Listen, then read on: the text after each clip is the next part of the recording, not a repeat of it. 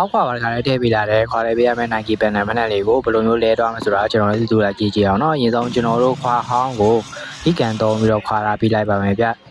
ဖက်သားတွေမပြေးအောင်ဒီကြလေး queue ဆိုင်တော့ခွာလာပြီးတာပေါ့နော်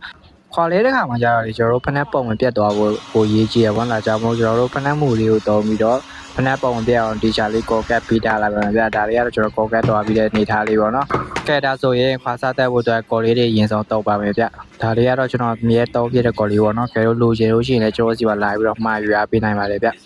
ကော်လေးတွေကိုဒီကြနဲ့စစ်စစ်လေးတုပ်ထားပြီးလိုက်ပါမယ်ဖက်နှက်ခွာမှာရောဖက်နှက်တောင်းပါဒီကြလေးတုပ်ပြီးပုတ်တောက်ထားပြီးလိုက်အောင်ပေါ့နော်ပြီးလို့ရင်ကျွန်တော်တို့ကော်ရပြည့်အောင်လို့ဒီကြနဲ့ဒီကြလေးပူပေးလိုက်ပြီးတော့ဖက်နှက်ခွာကိုနေရာကျအောင်လဲယူစားပြီးတော့ကတ်ပေးရတယ်ပေါ့နော်ဒါလေးကတော့ကျွန်တော်ကတ်နေတဲ့အချိန်လေးပါဗျနောက်တော့ကော်ကတ်ပြီးတော့